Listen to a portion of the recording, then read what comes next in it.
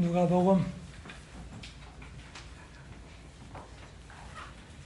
24장에는 놀라운 말씀이 있습니다. 엠마오로 가는 제자들에게 주님께서는 내가 부활했다 그렇게 말씀하지 아니하시고 구약 성경을 자세히 풀어주셨습니다. 그때에 영적인 눈이 뜨여졌습니다. 그때에 예수님을 알아보게 되었습니다. 오늘 우리도 영적인 눈이 뜨여져서 우리 곁에 계신 주님을 알아보게 되기를 바랍니다. 잠깐 기도하시겠습니다. 주님, 오늘 저희와 같이 계셔 주옵소서. 건강이 안 좋은 자들에게 오늘 치유의 날이 되게 하시고 또 야영회를 준비하는 자들을 위해도 성령 하나님 함께 해주시고 무엇보다도 마음이 준비될 수 있도록 인도해 주옵소서. 이 시간에도 주님께서 저희들에게 말씀해 주옵소서. 예수님의 이름으로 기도합니다.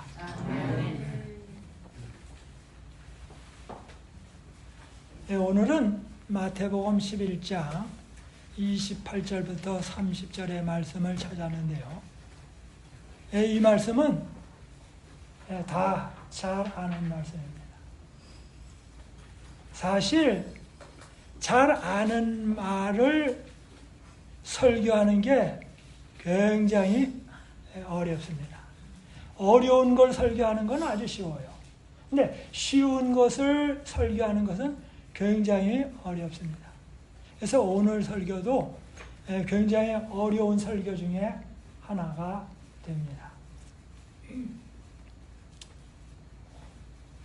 우리 마태복음 11장 28절부터 30절 하면 수고하고 무거운 짐진 자들아 다 내게로 오라.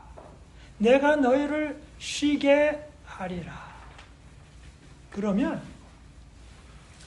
여러분의 마음속에 무엇이 떠오릅니까? 성경 말씀을 다 이렇게 놓고 머릿속에 떠오르는 것입니다. 뭐가 수고하고 무거운 짐일까? 그러면 제일 첫 번에 생각을 해보면 이제 남자 여자가 결혼을 하여 아이를 낳습니다. 근데 아이를 낳는데 아이가 요즘에는 정상으로 낳았다라는 얘기를 들으면 그건 뜬이었습니다.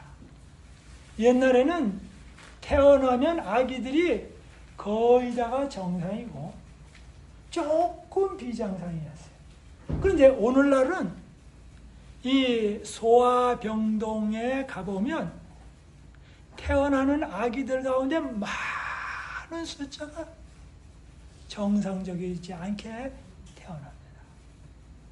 그래서 정상적으로 태어나지 않기 때문에 한평생 부모님이 그 자녀들과 함께 고생을 합니다. 그래서 이제 결혼해서 자녀를 낳으면 이야 행복 시작되었다. 그런데 그 순간 뭐예요? 한평생이 어렵게 됩니다. 그 다음에 이제 그 아이가 자랍니다. 이제 소학교, 국민학교 이렇게 들어가죠. 근데 국민학교 들어가고 유치원 들어가는데 요즘에는 유치원도 경쟁이 치열해요. 유치원도. 근데 우리 딸이 미국에 와서 유치원을 들어가려고 하는데 입학시험을 쳤어요. 근데 떨어졌어요. 떨어졌는데 얼마나 기분이 좋은지. 왜? 천천히 갔으면 좋겠는데 친구들이 제가 아니까 자기도 유치원에 간다고 그래요. 그래서 시험을 쳤는데 떨어졌어요. 그래서 못 가게 됐어요. 왜냐하면 4살 때 한국에서 왔는데 바로 영어로 시험을 치고 그러니까 즐겁다고 가가지고 그냥 붙여주고 먹을 거 주고 놀아주는 줄 알았어요. 유치원에. 근데 시험 치니까 당장 떨어졌어요. 그래서 이제 국민학교, 중학교, 고등학교. 근데 이 임금에서도 보면 학교 이름은 제가 되지 않겠습니까? 중고등학교 들어가는 게 얼마나 치열한지 몰라요. 그래서 그 학교 들어가기 전에 이미 다 준비 작업을 해놔야지 준비 작업을 안 해놓으면 못 들어가요. 근데 들어가는 것도 어려운데 공부하는 건 또 더 어려워요. 그래서 이제 중학교, 고등학교, 대학교 이렇게 나옵니다. 그러고 나면 또 무슨 문제가 있습니까? 그리고 나면 또 직장을 잡아야 돼요. 직장 잡는 것도 한참 오고서 들어가죠? 직장 잡는 것보다 더 어려운 게 있습니다. 직장 생활하는 게 더 어려워요. 근데 직장에서 일을 열심히 하는 거는 쉬운데 더 어려운 게 있어요. 뭔지 아세요? 거기서 같이 있는 동료들하고 지내는 게 그렇게 어렵습니다. 그래서 어떤 사람 말하기를 매일 내가 감옥에 가는 심정으로 간다. 그리고 남자들은 그런 얘기합니다. 내가 군대 가는 심정으로 직장일을 한다. 그렇게. 그다음에 이제 직장이 끝나고 나면 직장 이제 학교 끝났죠. 직장 잡았죠. 그다음에 또 무슨 문제가 있습니까? 한평생 같이 살아야 할 사람을 배우자를 택합니다. 근데 이 배우자 택하는 게 너무너무 어렵습니다. 왜? 수없이 많은 사람이 좋은 추천을 했다 할지라도 그게 잘 맞는 게 어렵습니다. 그래서 결혼을 하는 것도 어려운데 결혼해서 한평생 같이 사는 건 더 어렵습니다. 그래서 어떤 사람이 얘기하기를 결혼 시작, 행복 끝 그렇게 얘기합니다. 근데 사실 결혼하는 것도 어려운데 결혼 생활을 유지하는 거는 결혼하는 것보다 더 어려워요. 그런데 그러다가 어떻게 됩니까? 질병이 걸려요. 그러면 있는 돈 없는 돈 다 날리고 맨 나중에는 뭐예요? 눈 감을 때 무덤에 들어갈 때 편안히만 눈 감았으면 좋겠다. 아마 이 가운데 대부분은 이제 앞으로 눈 감을 때 편안히 좀 눈을 감았으면 좋겠다. 근데 편안히 눈 감는 게 쉽지가 않습니다. 나는 괜찮다 할지라도 남아있는 내 자녀들이 과연 다른 거는 다 몰라도 돈을 못 벌고 뭐 건강 안 하고 다 상관할 것 없이 진짜 행복하게 그리고 예수님 안에서 사느냐 그것은 더 어려운 문제입니다. 그리고 난 다음에는 뭐해요? 무덤으로 들어갑니다. 이것이 인간사의 생로병사 태어나고 늙고 병들고 죽고 이게 4대 근심 걱정입니다. 그런데 이런 모든 것은 넉넉 잡고 120년만 지나가면 다 끝입니다. 120년 전 아무리 공부를 했어도 120년 지나가면 그거 다 없어. 그 다음에 뭡니까? 직장 잡아서도 120년 지나가면 좋은 직장이나 안 좋은 직장 다 없어져. 결혼도 뭐해요? 잘 살았다 그러더라도 그걸로 끝이에요. 그 다음엔 뭐해요? 자녀 낳고 뭐하고 다 해도 나중에는 뭐예요? 땅 2평 차지하고 세상을 떠납니다. 그래서 뭐냐? 벌거숭이에서 와서 벌거숭이로 갑니다. 그런데 오늘날 우리의 많은 사람들이 이 벌거숭이에서 와서 벌거숭이로 가는 일에 시간과 에너지와 근심 걱정을 거의 다 씁니다. 이것은 초로와 같다. 이슬과 같다. 꿈과 같은 인생살이의 일부분입니다. 그러므로 여러분, 공부를 아무리 잘했어도 못했어도 다 120년 지나가면 끝입니다. 재산도 끝입니다. 건강도 끝입니다. 미도 끝입니다. 모든 게 다 끝나갑니다. 그러므로 중요한 것은 이거 꿈과 같은 거 일시적인 거 말고 영원히 지속될 것, 그러니까 영원히 살 것에 비해서 120년이라는 세월은 모기가 와서 딱 이렇게 물은 거 그 순간도 안 됩니다. 그런데 많은 사람들이 그것에 신경 쓰느냐고 영원한 것을 잊어버려요. 그래서 왜 이 땅에 태어났는지, 이 땅에 태어난 목적은 잘 먹고 잘 사는 것도 물론 중요하지만 영혼을 위해서 준비하는데 시간과 에너지를 쓰지 않으면 그 인생은 패배한 인생입니다. 그래서 다른 모든 것에 실패했다 할지라도 영원한 것을 위해서 준비되어 인생은 그가 진정 성공한 자입니다.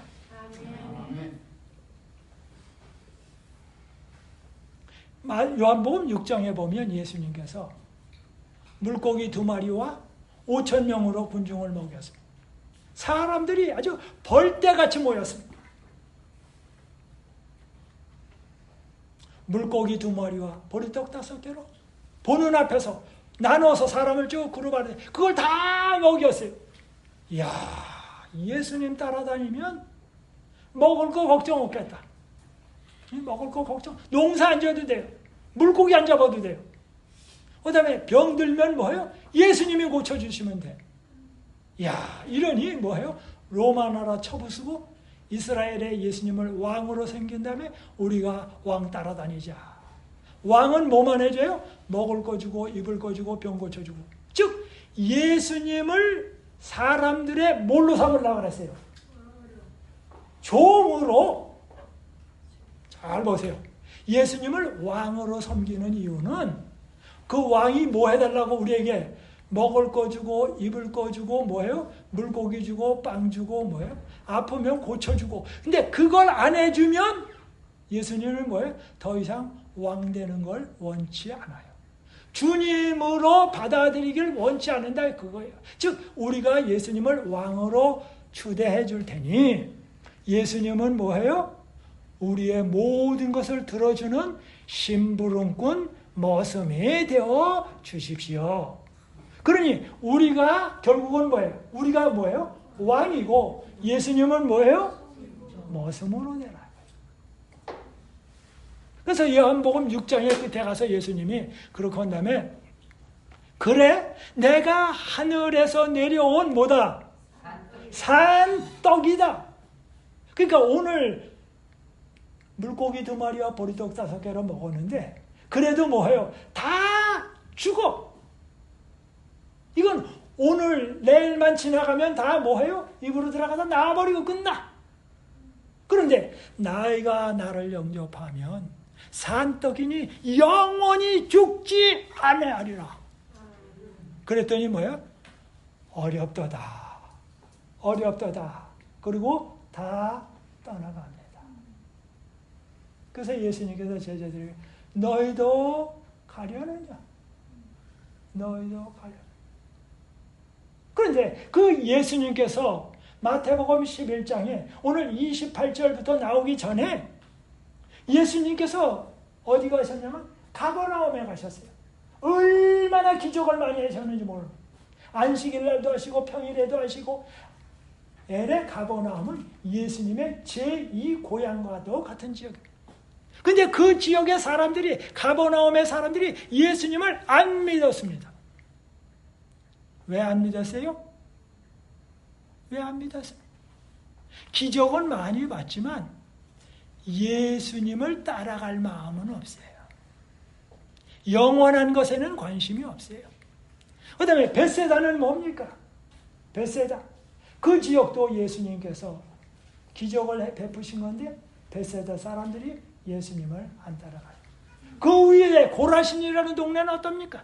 그 동네 사람들도 예수님을 안 쫓아갔습니다. 그들은 뭐예요? 수고하고 무거운 짐지자들아 다 내게로 오라고 하셨음에도 불구하고 예수님을 안 따라갔습니다. 왜요? 예수님 따라가는 게 싫었습니다. 여기 봅니다. 마태복음 11장 20절부터 봅니다. 예수께서 권능을 가장 많이 베푸신 고을들이 회개치 아니하므로 그때에 책망하시되 기적을, 이적을, 표적을 많이 베푸신 동네입니다. 그런데 그들이 회개치 않았다 그랬습니다.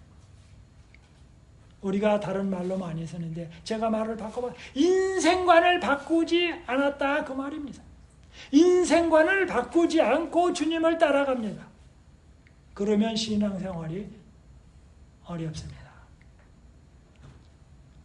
예수님을 따라가는데 예수님의 정신과 예수님의 사상을 갖지 아니하고 예수님을 따라가면 고생입니다. 그때에 그래서 인생관을 바꾸지 않고 주님을 여기저기 따라갔습니다.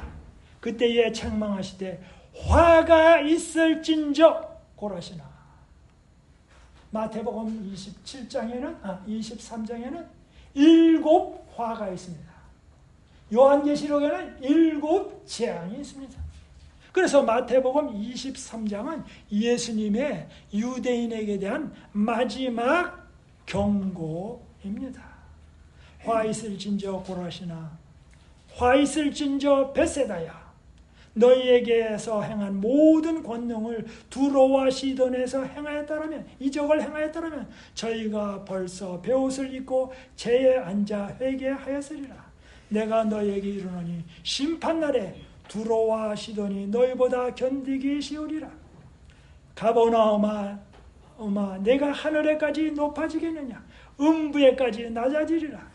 내게서 행한 모든 권능을 소돔에서 행하였다면 그 성이 오늘날까지 있었으리라. 내가 너에게 이르노니 심판날에 소돔 땅이 너보다 견디기 쉬우리라 하시니라. 그때에 예수께서 대답하여 가라사대 천지의 주제이신 아버지여 이것을 지혜롭고 슬기는 자들에게는 숨기시고 어린 아이들에게는 나타내심을 감사하나이다. 옳소이다. 이렇게 된 것이 아버지의 뜻이니이다.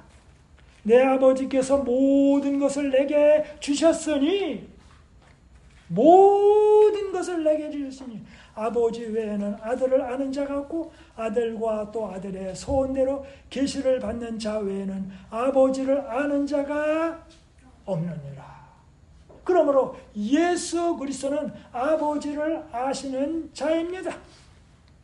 근데 그분이 천지 만물을 만드신 분이 그리고 이스라엘을 애굽에서 구출하신 분이 창조주요 구속주요 온 우주를 유지하시는 그분이 말씀하십니다.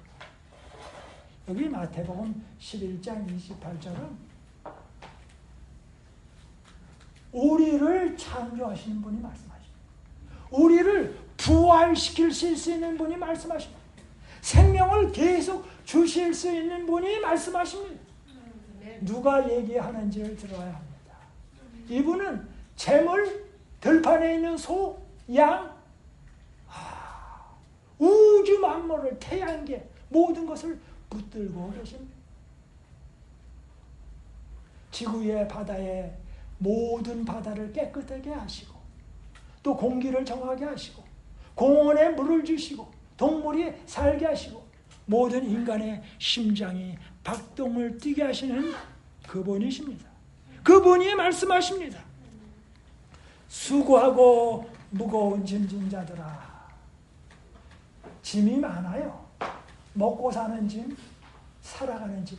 그런데 그 짐 가운데 가장 무거운 짐은, 그거는 다 먹고 살고 학교 다니고 그건 다 끝나요.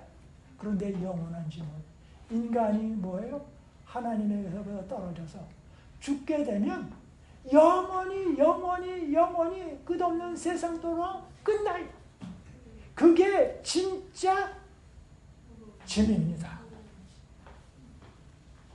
짐이 많은데 이 짐이야말로 굉장히 크죠. 그래서 요한계시록에는 이 세천세의 기별을 받아들이지 않은 자들은 어린 양과 거룩한 천사들 앞에서 밤낮 쉼을 얻지 못하더라 그랬어요.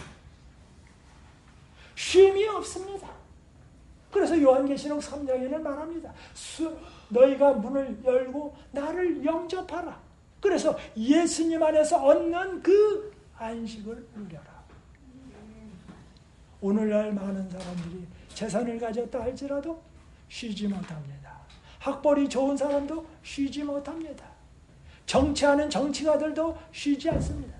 모든 인류는 무엇이 없습니까? 쉼이 없습니다. 왜요? 마음의 고향을 잃었습니다. 연어가 자기 고향 찾아갈 때에 고향을 찾지 못하면 그 연어는 가다가 죽습니다.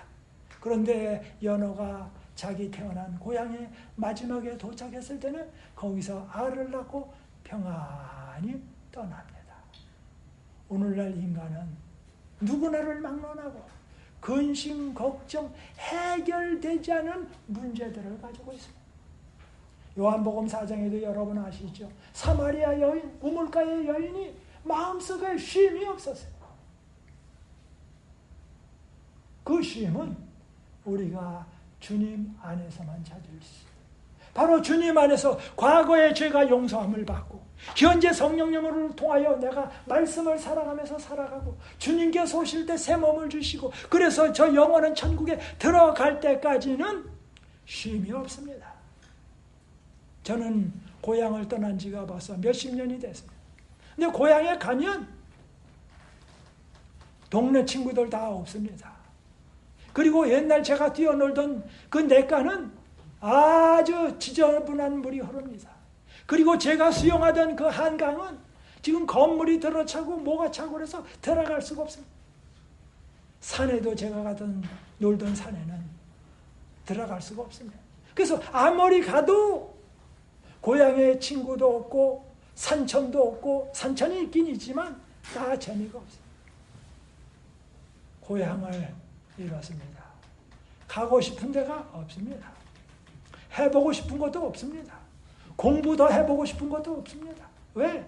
그거 해봐야 눈만 아픕니다. 눈만 아팠어요. 다 소용이 없습니다.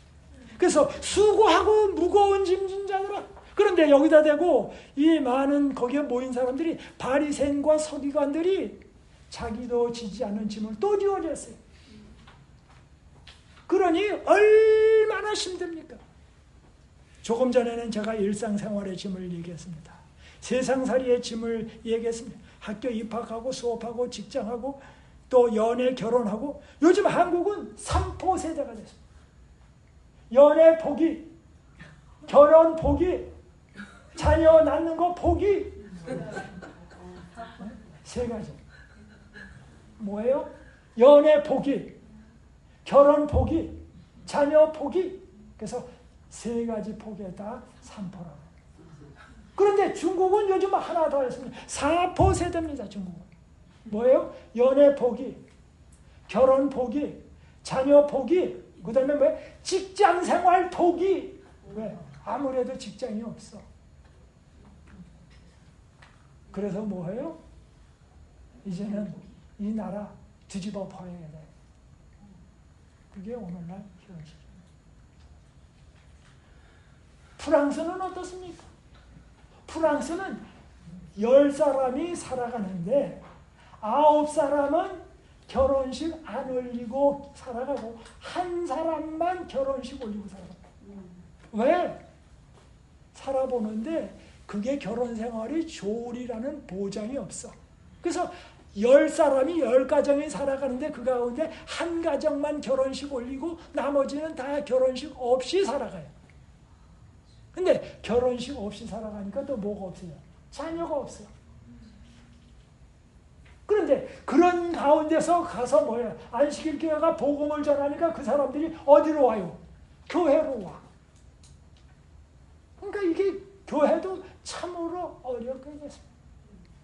자녀 양육의 짐이 참 큽니다. 저는 옛날에 자녀들 그냥 학교 보내고 취직만 시키면 근심 걱정 끝인 줄 알았습니다. 제가 너무 무식했죠. 요즘 가만히 생각해 보니까 부모님은 자녀가 살아있는 한 눈 감을 때까지 근심 걱정 염려 안 할 수가 없습니다. 그런데 주님은 말씀하십니다.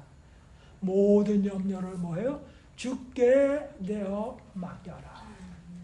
내 자녀는 내 자녀가 아니라 너에게 위탁 관리했다. 그러니까 뭐예요? 내 자녀인데 너에게 위탁 관리했으니 위탁 관리만 잘하면 된다. 모든 것은 누가 책임진다? 내가 책임진다. 내가 책임진다. 그게 예? 내가 누구야? 나 하나님. 하나님께서 책임지십니다. 내가 책임지는 게 아니고 하나님께서 책임집니다. 근데 이건 내 자녀를 내 자녀로 생각할 때가 많아요. 근데 하나님이 나에게 위탁한 자녀라는 걸 깨달으면 이게 10년, 20년, 30년 가도 깨닫기가 어려워요. 내가 내 자녀 더 잘 돌보고 사랑하는 게 주님이 내 자녀를 돌보고 사랑하는 것보다 내가 더 많이 한다고 생각을 해요. 그런데 실제로는 뭐예요? 주님이 더 많이 사랑하시고 주님이 더 능력이 많으신데 그건 그렇고 실제로는 뭐예요? 내가 돌보지 아니하면 주님도 돌보시기가 힘들어 라고 살아가요. 실제로. 근데 이거 하나 깨닫는 게 참 어려워요. 그래서 이걸 깨달으면 자녀에 대해서 뭐예요? 어느 정도 렛고 가게 허락을 합니다. 예? 근데 그게 쉽지가 않아요. 주님을 알아야 됩니다. 그래서 제가 이렇게 적었습니다. 일시적인 결과로 오는 짐은 120년만 지나가면 다 없어진다. 그런데 뭐예요? 신앙생활의 짐. 그래서 어떤 사람은 행함으로 구원을 얻으려고 생각을 합니다. 또 어떤 사람들은 죄의 짐, 사망의 짐 어떻게 하나. 그런데 예수님이 말씀하십니다. 다 내게로 오라. 다 내게로. 그래서 나사로를 살리셨습니다. 야이로의 딸을 살리셨습니다. 나인성 과부의 아들을 살리셨습니다. 그리고 예수님도 부활하셨습니다. 그래서 부활하신 예수님이 지금 하늘에 계십니다. 예수님은 우리의 맏형님이시고 우리의 대표자이기 때문에 대표자가 하늘에 있다는 말은 우리가 있다는 말과 같은 말입니다. 그러므로 예수님이 살아계시니까 하늘에 계시니까 우리가 주님 안에 있으면 우리도 하늘나라에 있다라는 개런티 보장입니다. 아멘. 내게로 오라고 하시는 그분은 창세기 1장 2장의 창조자이십니다. 출애굽기 1장 2장에 나오는 나는 너를 애굽 땅 종되었던 집에서 인도해낸 여호와. 그 다음에 요한복음 1장에는 말씀이 육신이 되어 온 우주를 만드신 그분, 그래서 말씀이 육신이 되어 이 땅에 오신 분이라고 이야기하고 있습니다. 그 다음에 바이블 성경 주석에는 그분만이 아버지를 아시고 그리스도만이 아버지를 드러내실 수 있으시다. 그래서 요한복음 14장에는 내가 곧 길이요 진리요 생명이다. 즉 아버지가 어떤 분이시님을 제대로 나타내시는 분은 뭐예요? 예수님밖에 없어. 예수님을 보면 아버지를 본 거나 마찬가지야. 그래서 예수님의 말씀이 진짜 진리예요. 내가 너희를 쉬게 하리라. 식사 때에 예수님이 말씀하십니다. 나를 영접하라.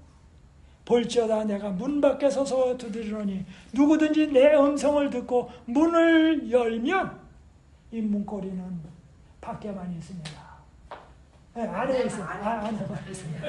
그래서 자기가 열지 않으면 예수님이 쳐들어오실 수가 없어요. 그래서 열으면 됩니다. 내가 그에게로 들어가 그로 더불어 먹고 그는 나로 더불어 먹으리라. 그 다음에 예수님을 영접하지 않는 사람에게는 밤낮 쉼을 얻지 못한다 그랬습니다. 또 다른 천사 곧 셋째가 그 뒤를 따라 큰 음성으로 가로되 만일 누구든지 짐승과 그의 우상에게 경배하고 그 이마에나 혀에 손에 표를 받으면 그도 하나님의 진노의 포도주를 마시리니 그 진노의 잔에 섞인 것이 없이 부은 포도주라. 거룩한 천사들 앞과 어린 양 앞에서 불과 유황으로 고난을 받으리니 그 고난의 연기가 세세토록 올라가리로다. 짐승과 그의 우상에게 경배하고 그의 이름의 표를 받는 자는 누구든지 밤낮 쉼을 얻지 못하리라 하더라. 흔히 사람들이 생각하기를 요한계시록 13장에 보면 뭐예요?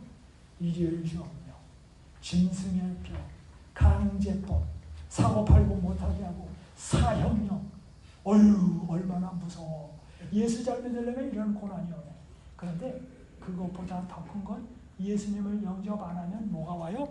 누구든지 뭐해요? 밤낮 뭐하지 못한다? 쉼을 얻지 못한다. 예수 믿는 게 제일 쉬운 거예요. 네?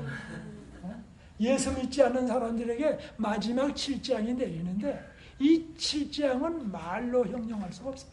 그래서 예수 믿는 것보다 쉽고 예수 믿는 것보다 재미있고 예수 믿는 것보다 보람된 게 이 세상에 없어요. 있었으면 제가 옛날에 갔죠.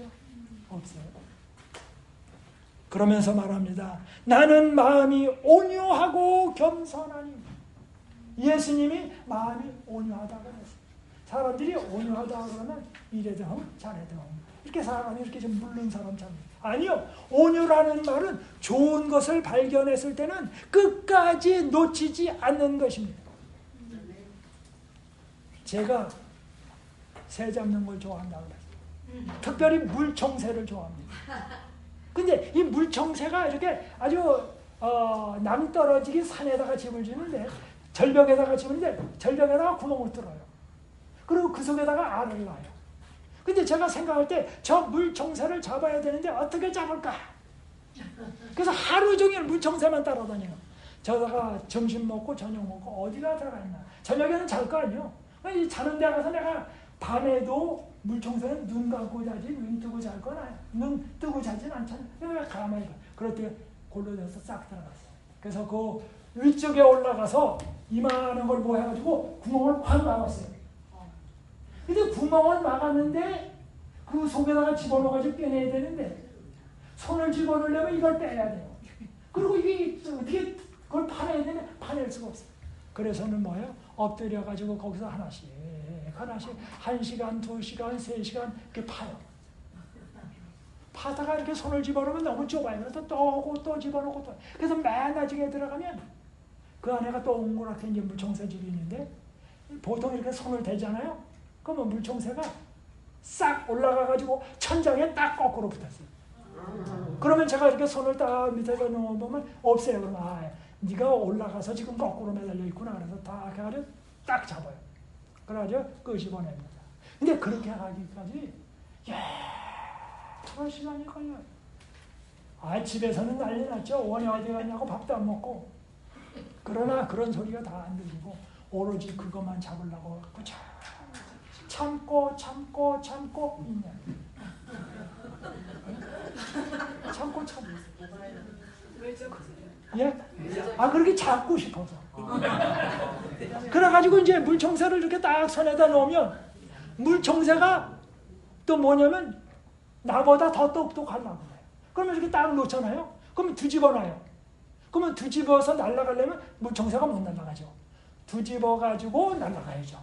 그러면 이렇게 뒤집어 놓으면 자기가 못 날아간다는 걸 알아요. 그러면 물총새가 눈을 뜨고 가만히 날아갈 생각을 안 해요. 가만히 있어.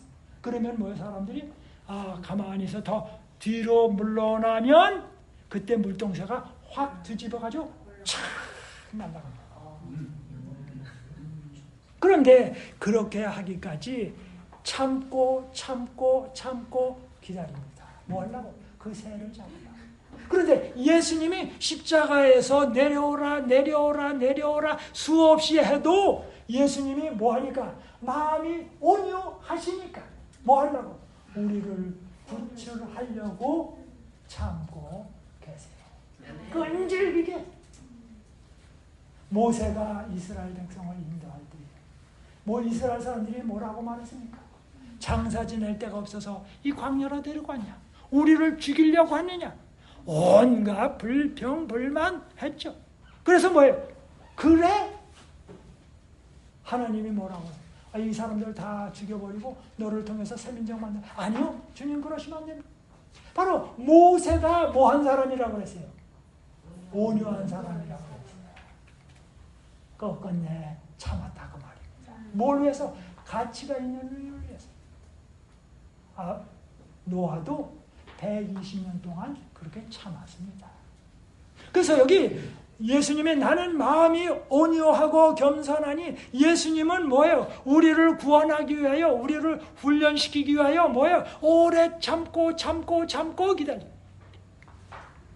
우리가 흔히 자녀들하고 부모님이 싸우죠. 네? 안 싸우시는 분 계세요? 전 자주 싸우는데. 근데 싸우다 보면 어떤 저는 아이고 그냥 싫어. 그런데 나중에 경우 그 자녀가 화가 나면 그게 너무 힘들어. 그러니까 뭐예요? 자녀를 또 달래고 그러니까 늘 자녀한테 치고 삽니다. 그렇죠? 자녀한테 치고 살죠. 바로 여기에 말씀하십니다. 나는 마음이 온유하고 겸손하니 나의 멍에를 메고 내게 배우라. 나의 멍에. 무엇이 나의 멍에입니까? 사람들은 흔히 생각하기를 멍에하면 힘든 거 그렇게 생각합니다. 아닙니다. 나의 멍에. 즉 예수님을 따라가려면 예수님의 뜻, 성경 말씀 그것을 가지고 예수님을 따라가야 합니다. 근데 예수님의 방식이 뭡니까? 인간이 영원히 살게 하기 위하여 이 땅에 오셔서 참으셨습니다. 그리고 예수님은 영원한 관점에서 보십니다. 그러므로 우리가 예수 믿으려면 성경에서 말하는 대로 하나님의 뜻이 무엇인지 예수님의 뜻이 무엇인지 예수님의 방식대로 신앙생활해야 합니다. 방식은 세상 방식이고 이 뭐가 안 맞으면 참 곤란합니다. 나의 멍에를 메고 예수님에서 관점에서 봐야 합니다. 누구의 관점이요? 예수님의 관점.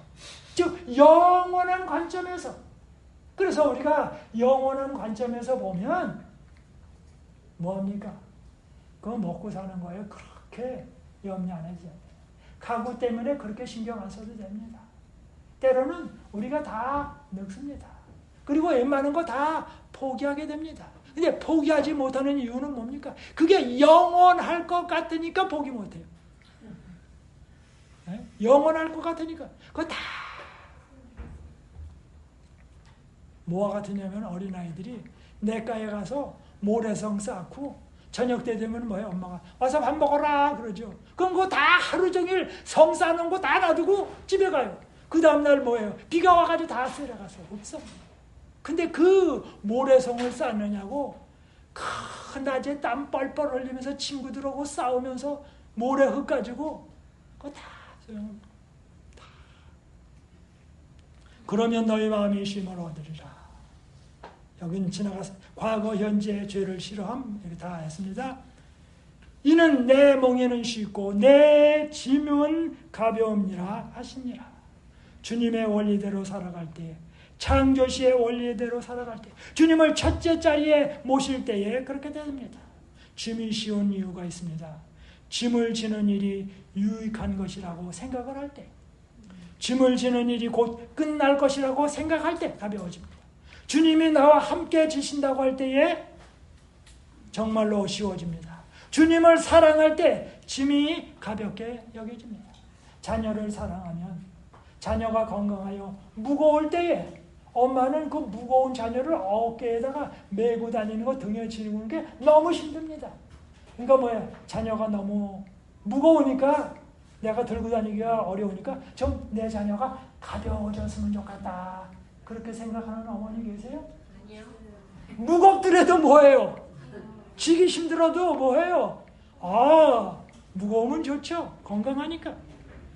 자기 편하라고 아기 너무 저거 하면 안 되죠.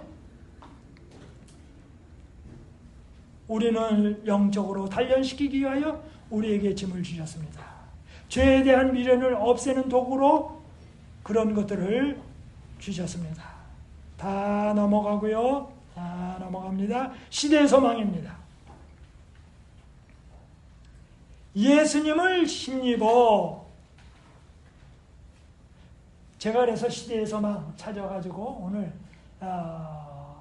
수고하고 무거운 짐진 자들이라는 거를 찾아가지고 자세히 영어로 읽어보고 또 한글로도 자세히 봤습니다. 예수님을 힘입어 우리가 안식을 얻을 때에 하늘나라는 뭐예요? 시작된다. 우리가 주님의 초청을 받아들일 때 뭐예요? 그럴 때는 우리가 뭐예요? 안식을 얻게 되죠. 근데 하늘나라는 시작된다. Heaven begins here. 언제? 여기서. 언제? 지금. 뭐가 시작된다고요? 하늘이 시작된다. 그러므로 오늘 저 하늘나라도 있지만 내 교회, 내 가정이 뭐가 된다고요? Heaven begins here. 그 다음에 이렇게 말합니다. 우리는 와서 내게 배우라는 그분의 초청에 응하여 나아감으로 영생을 시작한다. 근데 영생을 뭐라 그러냐면 The life eternal. 그 life인데 어때요? 영원한 삶. 영원히 가치가 있는 삶. 그 다음에 이렇게 말합니다. 하늘이란 그리스도를 통하여 끊임없이 하나님께 나아가는 것이다. 우리가 천국의 복락을 오래 누리면 누릴수록 더욱더 풍성한 영광이 우리 앞에 열릴 것이며 하나님을 알면 알수록 우리의 행복은 증대될 것이다. 우리가 이 생에서, 그래서 첫 번에 한국말로 이 생에서 오니까 이게 다음 세상인가 지금 세상을 말하는가 궁금했어요. 그래서 제가 영어로 찾아봤어요. 그랬더니 뭐냐면 in this life, 즉 우리가 현세에서 예수님과 동행할 때에는 그분의 사랑으로 충만함을 입을 것이요. 그리스도의 사랑으로 뭐예요? 충만할 것이라고요. 어디서? 교회에서, 가정에서, 직장에서. 그리고 그분의 임재로 만족하게 될 것이다. 그래서 대문자로 그렇게 써 있어요. 시대에서 뭐냐? His presence. 그분의 임재로 만족하게 될 것이다. 가정에서 그분이 우리와 임재하시고, 교회에서 임재하시고, 직장에서 임재하시고 그리고 그분의 사랑으로 충만한다. 주님이 우리와 같이 계시고 주분의 사랑이 같이 있고 그러면 더 이상 바랄 게 뭐가 있어요? 그분이 우리와 같이 계시고 그분의 사랑이 있고 그분이 임재하세요. 그 다음에 이렇게 말합니다. 인성이 감당할 수 있는 모든 것을 우리는 이 땅에서 받을 수 있다. 시대의 소망 331페이지입니다. 이제 성경 말씀 하나만 읽도록 하겠습니다. 로마서 13장 11절부터 14절입니다. 또한 너희가 이 시기를 알거니와 자다가 깰 때가 벌써 되었으니 이는 이제 우리의 구원이 처음 믿을 때보다 가까웠음이라. 밤이 깊고 낮이 가까웠으니 주님의 재림이 가까웠으니 그러므로 우리가 어둠의 일을 벗고 빛의 갑옷을 입자. 낮에와 같이 단정히 행하고 방탕과 술 취하지 말며 음란과 호색하지 말며 쟁투와 시기하지 말고 오직 주 예수 그리스도로 옷 입고 예수 그리스도로 옷 입고 정욕을 위하여 육신의 일을 도모하지 말라. 사랑하시는 성도님 여러분, 주님의 재림이 가까웠습니다. 온 여기저기서 홍수, 불, 지진, 난리입니다. 주님은 그것도 중요합니다. 그런데 우리로 하여금 빨리 그분께 나가라고 합니다. 사방의 바람을 잡고 있습니다. 뭐 하기 위하여? 참된 무리들에게 인치기 위하여. 주님은 말씀하십니다. 수고하고 무거운 짐지어들아 다 내게로 오라.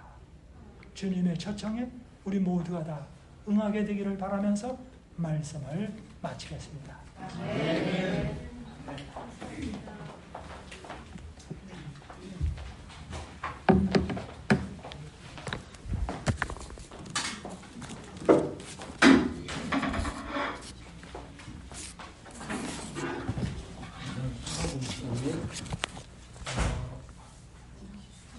초